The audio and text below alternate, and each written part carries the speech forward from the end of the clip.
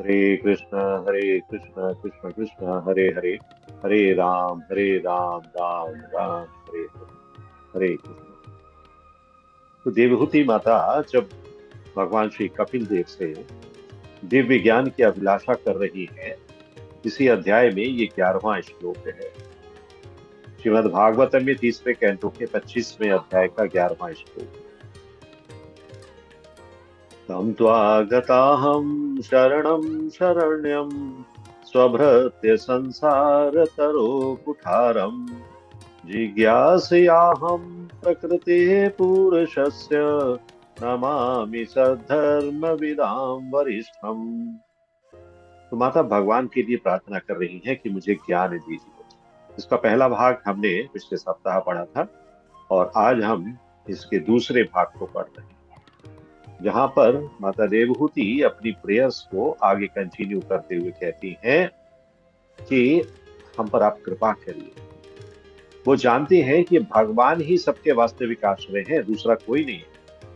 इसीलिए पहले ही शब्द क्या बोला है?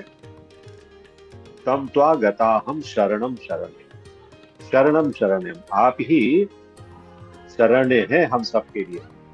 भगवान ही सबके वास्तविक आश्रय है। ये कहने में और सुनने में बड़ा आसान लगता है कि भगवान आश्रय है, लेकिन वास्तव में देखें, इसका चिंतन करें, इसका विश्लेषण करें, तब हमें पता लगता है कि भगवान कैसे हैं आश्रय, क्या है उनमें विशेष जिससे कि हमने भगवान को आश्रय स्वीकार किया या माता उनको आश्रय स्वीकार कर रही है। तो इसका अर्थ बहुत गहरा है। इसका अर्थ ये नहीं है कि लोग शरण नहीं लेते। वास्तव में हर जीव शरण की खोज में ही जी रहा है, किसी न किसी की शरण लेता है। बच्चा माँ की शरण चाहता है, विद्यार्थी गुरु की शरण चाहता है, कर्मचारी कंपनी की शरण चाहता है, वृद्ध अपने बच्चों की शरण चाहता है। समस्या ये नहीं है कि हम शरण नहीं लेते, समस्या ये है कि हम अस्थायी को स्थायी समझ लेते। हमें ये पता नहीं होता कि किसकी शरण लेनी चाहिए, हम शरण ले लेते हैं। भागवत कह रहा है भगवान की शरण लो, भगवत गीता कह रही है भगवान की शरण लो, और हम ले रहे हैं किसकी शरण? अपने कंपनी के मैनेजर की, या अपने परिवार के लोगों की, या अपने बच्चों की। हाँ? इस तरह से हम शरण ले रहे हैं। हम शरण तो ले रहे हैं, लेकिन जो शरण लेने का जो वास्तविक स्वरूप है, हम उसको भूल चुके हैं। तो यहाँ पर हमें ये समझना चाहिए, भागवत क्या कहता है कि हम सब संवैधानिक रूप से सेवक हैं। हमारा जो मूलभूत स्वरूप है ना, वो क्या है? जीवेर स्वरूप होए कृष्णेर नित्यदास। कृष्ण का सेवक होना नित्यदास है।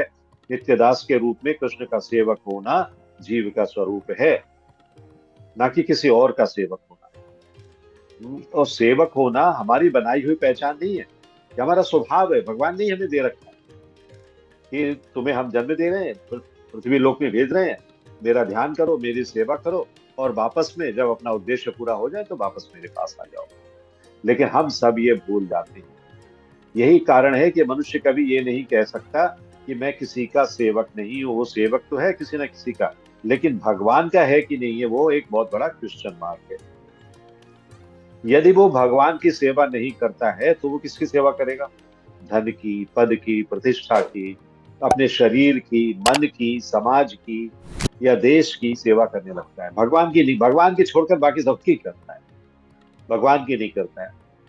जबकि उसे पता होना चाहिए कि सेवा से मुक्ति असंभव है। ये जो सेवाएं है ना, धन पद प्रतिष्ठा शरीर मन समाज, इन सब की सेवाओं से मुक्ति संभव नहीं है। मुक्ति तब संभव है जबकि वो ये समझ जाए कि हमें किसकी सेवा करनी है। अगर भगवान की सेवा करने का समझ में आ गया तो मुक्ति संभव है। यही कारण है कि श्रीमद् भागवतम कहता है कि अंततः सबका आश्रय केवल भगवान है, क्योंकि बाकी सभी आश्रय जो है वो स्वयं किसी न किसी के अधीन है। मान लीजिए पिता ने बच्चों का आश्रय ले लिया तो बच्चे भी किसी के अधीन है। किसी बच्चे ने माँ का आश्रय ले लिया तो माँ भी किसी के अधीन है।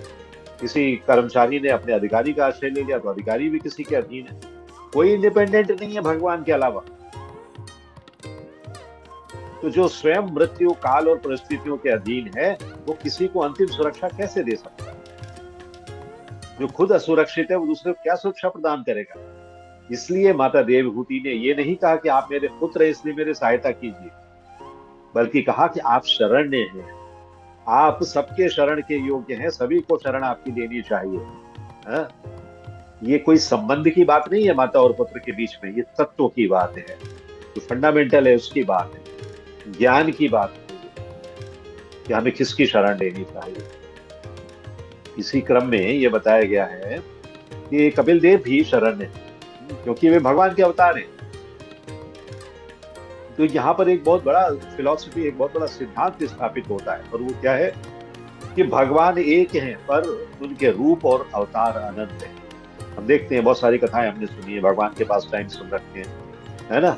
और ये अनंतता ऐसी है कि इनकी गणना नहीं कर सकते। इसीलिए प्रभुपाद श्रीमद् भागवतम का उदाहरण देकर कहते हैं कि ये ऐसे है जैसे समुद्र में तरंगे लगातार उठती रहती, वैसे भगवान के अवतार भी निरंतर प्रकट होते रहते हैं। एक अवतार आया, दूसरा अवतार आया, तीसरा अवतार आया, चलता ही रहता है ये सिस्टम पूरा। तो यहीं से एक बहुत सुंदर वैष्णव सिद्धांत भी प्रकट होता है, और वो क्या होता है कि भगवान एक साथ एक भी है और अनेक भी है। अचिंत्य भेदाभेद, भगवान एक भी है और अनेक भी है, मंदिर भी है और मंदिर के बाहर भी, सभी स्थानों पर है।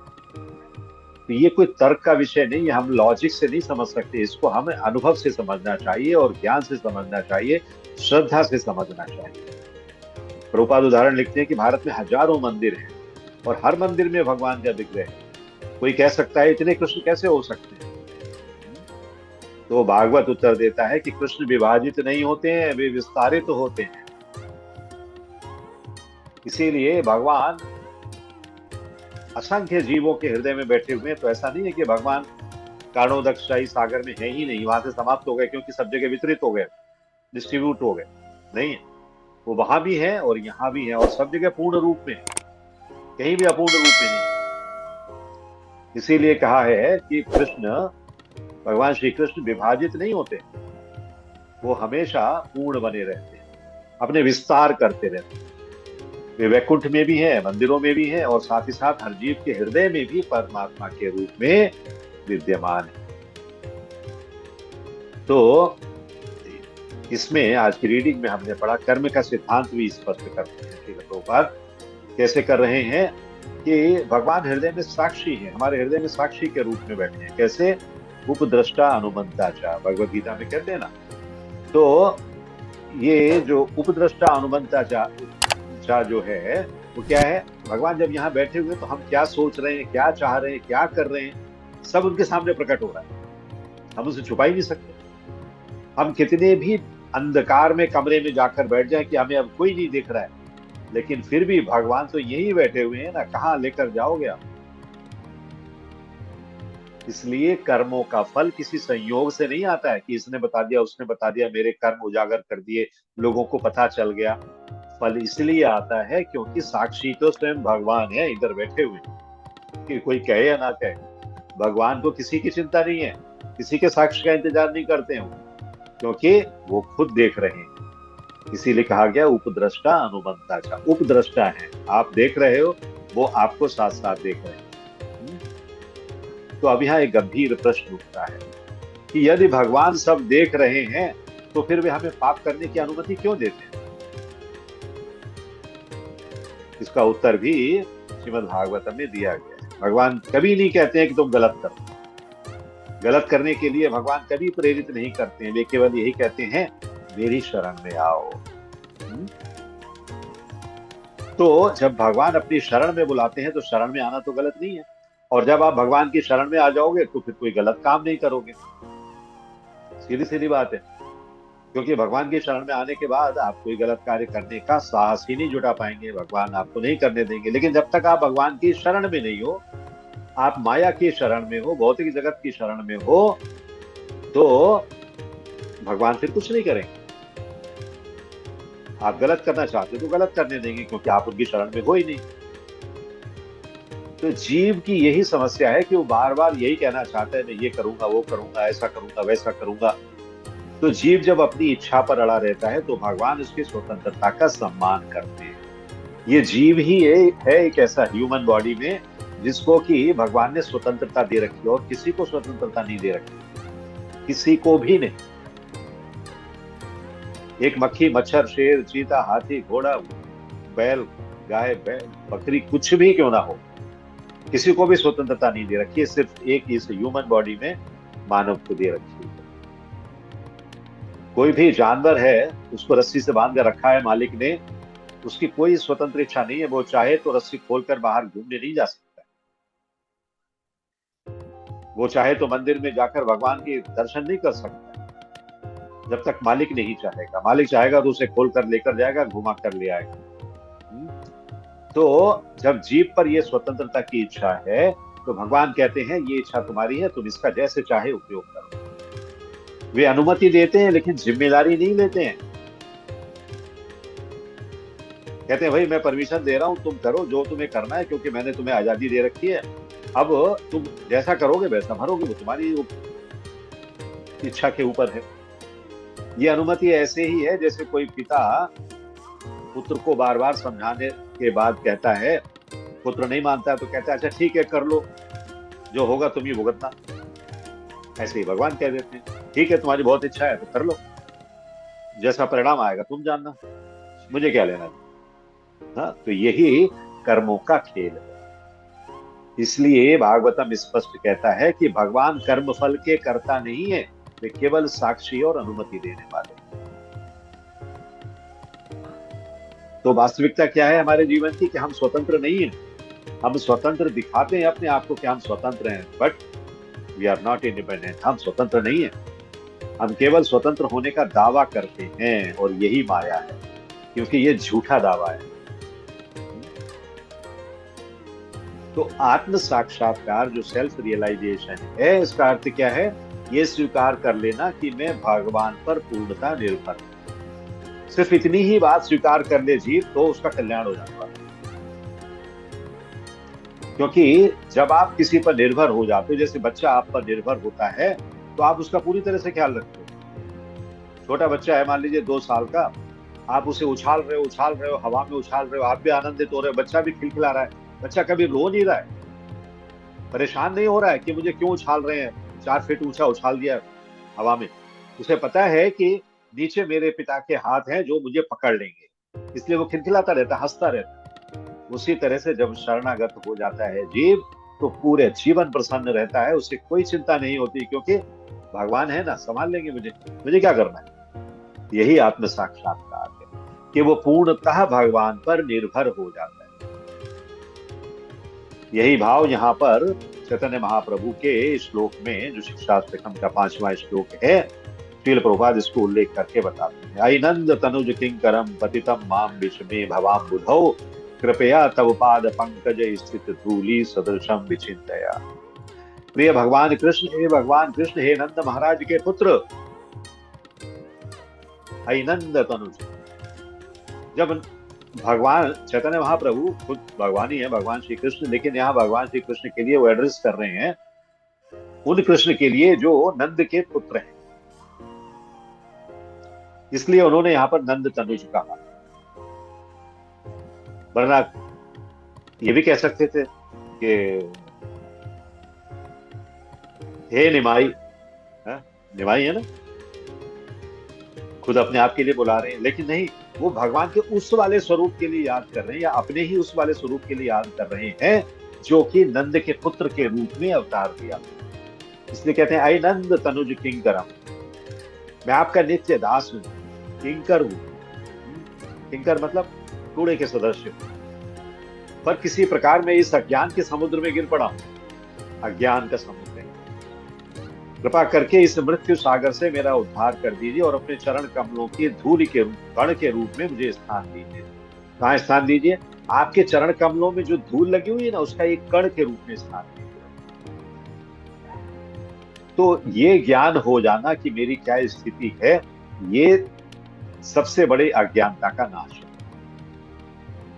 और जब तक ये ज्ञान नहीं आता है, तब तक ये अज्ञानता संसार वृक्ष का मूल है। संसार वृक्ष क्या कहती है देवहूति माता यहाँ पर, स्वभृत्य संसार तरोह कुठारम। हाँ, आप इस संसार वृक्ष को काटने वाले कुठार हैं, यानी कि कुल्हाड़ी। तो ये संसार का वृक्ष जो है बड़ा विचित्र है, इसकी जड़ें ऊपर हैं, अर्थात कृष्ण से विमुखता है। कृष्ण के संपर्क में नहीं है ये संसार रूपी वृक्ष। तो पुरुषोत्तम योग में अध्याय 15 में जब इस श्लोक को भगवान बोलते हैं, ऊर्ध्व मूलम अधम शाखम, ऊर्ध्व मूलम अध शाखम अश्वत्थम प्राहुर अव्ययम, छंदांसि यस्य पर्णानि यस्तम वेद स वेद। जब ये बात कहते हैं भगवान, तो इसी संसार का, ये जो संसार रूपी वृक्ष है ना, एक बट वृक्ष की तरह से, उसी का वर्णन करते हैं। और उसी वृक्ष को काटने के लिए माता यहाँ पर अपने पुत्र से या भगवान कपिल देव से निवेदन कर रही है कि आप इस वृक्ष को काट डालो। तो बड़ा विचित्र वृक्ष है ये, इसकी जड़ें ऊपर हैं, मतलब भगवान से विमुख हो गया है। जब जड़ ऊपर हो जाती है उस वक्त जमीन से तो वो दूर हो गया ना, जो पत्ते हैं, फल फूल हैं, वो नीचे आ गए, जमीन में आ गए, और जो जमीन में होना चाहिए वो ऊपर चला गया। इसका मतलब है जीव इसी तरह से उल्टा जीवन जी रहा है इस भव सागर, भगवान से दूर होता जा रहा है, उल्टा हो गया है वो। हाँ? तो हम अपने जीवन में जब ऐसे गलत कार्य करते हैं, भगवान की उपस्थिति को स्वीकार नहीं कर पाते हैं, उनको मान नहीं पाते हैं, तो क्या हो रहा है, हम अपनी शाखाएं काट रहे हैं। We are cutting our branches. तो जो ट्री है ना, पेड़ है, वृक्ष है जो अश्वत्थ का, उसका क्या कर रहे हैं हम, शाखाएं काट रहे हैं। एक रिश्ता टूट गया, दूसरा बना लिया, एक नौकरी छोड़ दी, दूसरी पकड़ ली, एक इच्छा पूरी हुई, दूसरी खड़ी हो गई, पर जड़ वही रहती है। क्या जड़ कौन सी है कि मैं भोगता हूं, आई एम द एंजॉयर, मैं कंट्रोलर हूं, भगवान तो कुछ भी नहीं है, सब कुछ मैं हूं। तो इस जड़ को काटना चाहती है माता, इसलिए कहती हैं अपना कुठार से आघात करो। हाँ? इस जड़ को काटने के लिए केवल एक ही कुठार है, कृष्ण के चरण कमलों की शरण ग्रहण करना। क्योंकि जब हम भगवान श्री कृष्ण की शरण ग्रहण कर लेंगे तो हमें कहीं कोई दिक्कत आने वाली नहीं है। भगवान अपने आप से क्या काटना है, क्या रखना है, सब करते रहेंगे। हमें क्यों चिंता करने की जरूरत है उस समय। भगवान समझदार है, जानते हैं ये सब कुछ ना, उनकी समझ का तो कोई तुलना है ही नहीं। बस हम चले जाएं, वहां पर सरेंडर हो जाएं। जैसे हम हॉस्पिटल में चले जाते हैं, डॉक्टर साहब मुझे भर्ती कर लो, हॉस्पिटल में एडमिशन दिलवा दो, तो डॉक्टर एडमिशन दे देता है, अस्पताल में ले आता है, उनके लिए बेड दे देता है एक। फिर कौन चिंता करता है, परिवार वाले चिंता करते हैं क्या? कोई चिंता नहीं करता है, डॉक्टर चिंता करते हैं। फिर वो जो नर्सेज हैं, स्टाफ है, वो चिंता करते हैं इस मरीज का क्या करना है, कब दवा देनी है, कब इसे भोजन देना है, कब क्या करना है, कब इसका एक्सरे निकालना है, कब इसका सीटी स्कैन करना है। Everything is taken care bye doctors, medical staff. उसी तरह से जब आप शरणागति ले लोगे भगवान की, तो आपकी चिंता कौन करेगा? भगवान करेंगे, कोई और नहीं करेगा। तो कृष्ण की सेवा या कृष्ण की चिंता छोड़ने का परिणाम क्या होता है कि हम असंख्य ऋणों में फंस जाते हैं। माता पिता का ऋण हो जाता है, समाज का ऋण हो जाता है, राष्ट्र का ऋण हो जाता है, हमारे ऊपर देवताओं का ऋण हो जाता है। इन सब से ऋण हम नहीं हो पाते। भगवान कहते हैं अभी जैसे कर्म किए हैं वैसे चुकाओ, इनके लिए ऋणों का चुकता करो। कहते हैं उदाहरण देकर यहाँ पर श्रील प्रभुपाद, यदि हम बिजली का उपयोग करते हैं तो हमें बिजली का बिल देना पड़ता है, परंतु हम सूर्य का बिल नहीं चुकाते। बिजली का बिल जो कि घर में ही सिर्फ आपके बिजली के कुछ बल्ब जलाता है, उसका तो बिल हम बड़े नियम से हर तारीख को चुकाते रहते हैं। लेकिन वो बिल जो कि सूर्य हमें दे रहा है प्रकाश, और इतना प्रकाश दे रहा है जो हमसे संभाले भी नहीं जाता है, उस प्रकाश के लिए कोई बिल की हम चिंता नहीं करते। तो सूर्य हमें प्रकाश भी दे रहा है, गर्मी भी दे रहा है, वर्षा हमें जल दे रही है, हम बिजली का बिल तो चुकाते हैं पर सूर्य का बिल नहीं चुकाते, हम बादलों का बिल नहीं चुकाते, हम वरुण भगवान के सामने जाकर खड़े नहीं होते हैं। आपने हमें ये 2 महीने से बारिश दे रहे हो, इतना पानी भर गया है, हमारी झीलें अभी कंप्लीट हो गई है, हम साल भर पानी पी सकेंगे, बताओ कितने का बिल है, मैं चेक फाड़ देता हूँ। कभी कोई नहीं कहता है। हा? इसका अर्थ ये नहीं है कि इनके बिल नहीं है, इनके बिल हैं और हम उनके लिए ऋणी भी हैं, लेकिन हमें पता नहीं, हम अनभिज्ञ हैं। भगवान सब हिसाब किताब बराबर करवा लेते हैं आपसे। तो हम ऋणी होकर भी अपने आप को ऋणहीन समझते हैं कि हमारे ऊपर कोई ऋण नहीं। भागवत कहता है कि मनुष्य यज्ञ, कर्तव्य और ईश्वर स्मृति छोड़ देता है, तब प्रकृति आपूर्ति घटा देती है? क्या मतलब, जब जीव अपने धर्म पर चलना भूल जाता है तो प्रकृति दंड देती है, सजा देती है, बारिश नहीं करेगी, सूखा पड़ जाएगा, तो बहुत सारे लोग अपने आप से मृत्यु के मुंह में चले जाएंगे, बाढ़ आ जाएगी, पहाड़ खिसक जाएंगे, जंगलों में आग लग जाएगी, बहुत सारे जीव जो है मृत्यु को प्राप्त हो जाएंगे। ये कोई पनिशमेंट नहीं है, ये भगवान की बैलेंसिंग है। भगवान जैसे बैलेंसिंग करते हैं अपनी सृष्टि को, ये बैलेंसिंग है। जब देखते हैं कि इस तरफ इस क्षेत्र में बहुत अधर्म हो गया है, चलो एक पहाड़ खिसका दो, हो गया। क्योंकि धर्म की भाषा में ऐसा अधर्म करने वाले लोग दैत्य हैं, और प्रकृति दैत्यों को फलने फूलने नहीं देती। यहाँ पर कहा गया ना, श्री प्रभुपाद कहते कि प्रकृति ऐसे लोगों को फलने नहीं देती है जो अधर्म का साथ दे रहे हैं। यदि मनुष्य निरंतर ईश्वर विरोधी जीवन जीता है, जैसा कि हिरण्यकश्यप, रावण और कंस का उदाहरण यहाँ पर दिया गया था, तो वो प्रकृति के कठोर नियमों में फंसता चला जाता है, प्रकृति उसे सजा देती है। महान दैत्यों के लिए भगवान स्वयं आते हैं, जैसे रावण, हिरण्यकश्यप और भगवान के लिए, और जो साधारण दैत्य होते हैं उनके लिए प्रकृति ही पर्याप्त है, समाप्त कर देती है उनको। एक तरफ से एक बड़ा तूफान लेकर आती है, सुनामी, और बहुत सारे दैत्य उसमें बह जाते हैं। इससे बचने का एकमात्र उपाय है सद्धर्म। यहाँ जो कहा गया है ना, सद्धर्म, तो सद्धर्म का पालन करना इस श्लोक में ही बताया ना, नमामि सद्धर्म विदाम वरिष्ठम, अर्थात भगवान द्वारा दिया गया धर्म का पालन करना चाहिए। धर्म कोई मनुष्य नहीं बनाता है, मनुष्य के बनाए हुए धर्म तो सब अधर्म है। धर्म वो है जो भगवान ने दिया है, धर्मम तो साक्षात भगवत प्रणीतम, और उसका सार भगवान स्वयं बता रहे हैं कि मेरी शरण ग्रहण करो, मेरी शरण में आओ, तो धर्म है। ये शरणागति एक जन्म में नहीं आती है, आप चिंता मत करना कोई भी अभी कि हम तो शरणागति में नहीं है, हमारा क्या होगा। एक जन्म में शरणागति नहीं आ जाती है, अनेक जन्म लेने पड़ते हैं, अनेक जन्मों में हमारा सुधार होता है, लेकिन हमें लगे रहना पड़ता है। अनेक जन्मों के संघर्ष, मोह भंग और अनुभव के बाद जीव ये समझ पाता है कि वासुदेव ही सब कुछ है और कोई दूसरा नहीं है। तो जब वो ये समझ लेता है, यही भगवत गीता का निष्कर्ष है, यही भागवत का हृदय है, और यही माता देवहूति की प्रार्थना का उत्तर है कि भगवान ही सब कुछ है, वासुदेवम सर्वमिति। तो जो जीव इस सत्य को स्वीकार कर लेता है, उसके हाथ में संसार रूपी वृक्ष को काटने वाला कुठार भगवान खुद पकड़ा देते हैं, लो तुम काट लो अपने आप से, मैंने दे दिया। मतलब वो शक्ति, वो ज्ञान भगवान हमें दे देते हैं कि हम खुद उन कार्यों से बच जाते हैं जो संसार रूपी वृक्ष को फलने फूलने देने वाले हैं। क्योंकि वो वृक्ष तो हमें काटना है ना, तो उसमें पत्ते नहीं लगाएंगे भगवान, फल फूल नहीं लगाएंगे, जिससे कि हमें काटना और आसान पड़ जाए। और जो स्वीकार नहीं करता है वो उसी वृक्ष की छाया में भटकता रहता है, और छाया भी उसे मिलती नहीं है, क्योंकि वृक्ष तो उल्टा है, जो छाया देने वाले पत्ते हैं वो तो नीचे हैं, तो कहां खड़ा रहेगा जी, जड़ ऊपर है। इसलिए भगवान ने ये व्यवस्था ऐसी बना दी है जिसमें कि जीव को बहुत मुश्किल होती है ये समझने के लिए कि वो अब क्या करे। तो भगवान ही वास्तविक शरण्य है, शरणम शरण्यम, ये बात यहाँ पर हमें अच्छी तरह से समझ में आती है कि हम किस तरह से भगवान के सेवक बन सकते हैं, भगवान के दास बन सकते हैं। और दूसरी बात यहाँ ये हमें समझनी चाहिए कि भगवान कभी हमें गलत करने की प्रेरणा नहीं देते हैं, वे केवल यही कहते हैं मेरी शरण में आओ। वे सिर्फ अनुमति देते हैं जब आप नहीं मानते हैं। अनुमति देने का मतलब ये नहीं है कि हम आपके काम को एंडोर्स कर रहे हैं, आप जो कर रहे हो उसका हम समर्थन कर रहे हैं, नहीं।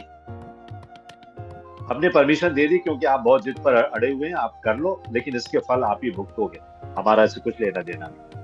बाद में आकर मत कहना कि आपने परमिशन दी थी, मैं क्या करूं। नहीं, भगवान पहले ही चेतावनी दे दे। तो इसलिए हम कभी स्वतंत्र नहीं है, हमें ये मान लेना चाहिए कि हम स्वतंत्र रहकर कभी भी इस तरह के कार्यों को अंजाम नहीं दे सकते हैं जो कि जीवन भर हमें कष्ट देने वाले होते हैं। और जो सद्धर्म है, वो सद्धर्म भगवान द्वारा दिए गए नियम है, कोई मनगढ़ंत व्यवस्था नहीं है। धर्म वही है जो भगवान ने दिया है, बाकी सब अधर्म है, बाकी सब झूठ है, बाकी सब स्वार्थपूर्ण है। जो कृष्ण स्वयं घोषित करते हैं वही धर्म है। सर्वधर्मान परित्यज्य मामेकम शरणं व्रज। वासुदेव ही सब कुछ है। तो हमें ये मूल बात हमेशा ध्यान में रखनी चाहिए, दूसरा और कुछ भी नहीं है। यही एक मूल है जिसको कि स्वीकार करके हम इस जीवन में प्रगति कर सकते हैं और भगवान के धाम को जा सकते हैं, भगवान की महानतम कृपा को प्राप्त कर सकते हैं। हरे कृष्ण कृष्ण कृष्ण हरे हरे, हरे राम राम राम हरे हरे, हरे Krishna. If you like this video, press the like button and share it with your family and friends. If you want to watch more such videos, please subscribe to our channel, and for getting updates, press the bell icon.